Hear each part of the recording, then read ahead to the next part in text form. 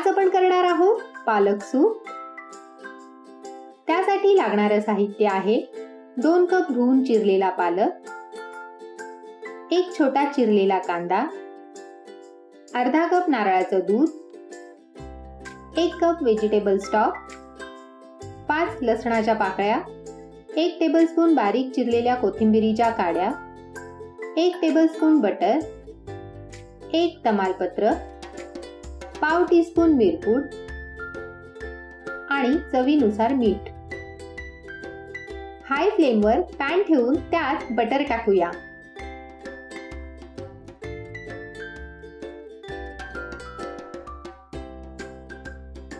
Butter गरम झालं की त्यात तमालपत्र,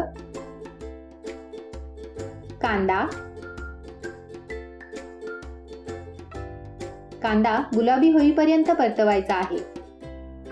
लसूण आणि कोथिंबिरीच्या काड्या टाकूया, ह्याने सूपची टेस्ट वाढते।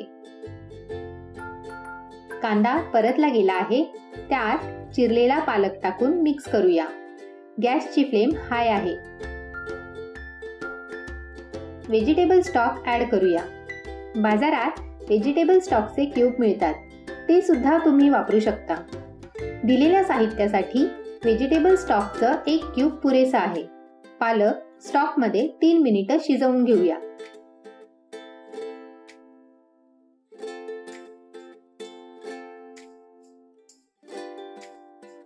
चवीनुसार मीठ ऍड करूया। व्हेजिटेबल स्टॉकच्या क्यूब मध्ये आधीच मीठ असते।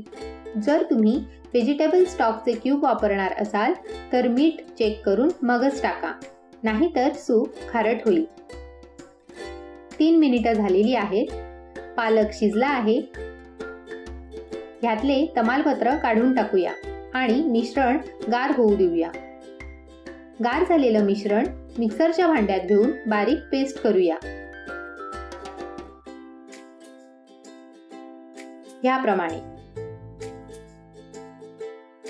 आता हे मिश्रण चाळणीतून गाळून घेऊया, त्यामुळे पालक प्युरी स्मूथ होईल। पालक प्युरी गाळून झालेली आहे। हाय फ्लेमवर पॅन ठेवून त्यात पालक प्युरी टाकूया। तुम्हाला सूप किती पातळ किंवा घट्ट हवं त्याप्रमाणे पाणी ऍड करून मिक्स करा। सूपला उकळी आलेली आहे, त्यात मिरपूड टाकून मिक्स करूया। सूप 2 मिनिटं शिजवून घेऊया।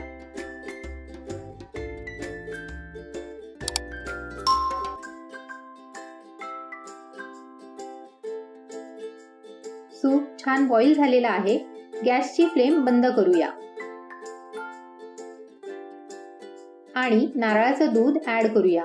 नारळाचं दूध टाकल्यानंतर उकळू नका। नारळाचं दूध तयार करण्यासाठी मिक्सरच्या भांड्यात अर्धा कप नारळाचा चव आणि 3/4 कप कोमट पाणी टाकून वाटा आणि नंतर ते गाळून घ्या। नारळाचं दूध रेडी होईल। तुम्हाला जर व्हेजिटेबल स्टॉक आणि नारळाचं दूध कसं तयार करतात ह्याची रेसिपी हवी असेल तर कमेंट बॉक्समध्ये जरूर कळवा। टेस्टी आणि हेल्दी पालक सूप रेडी आहे।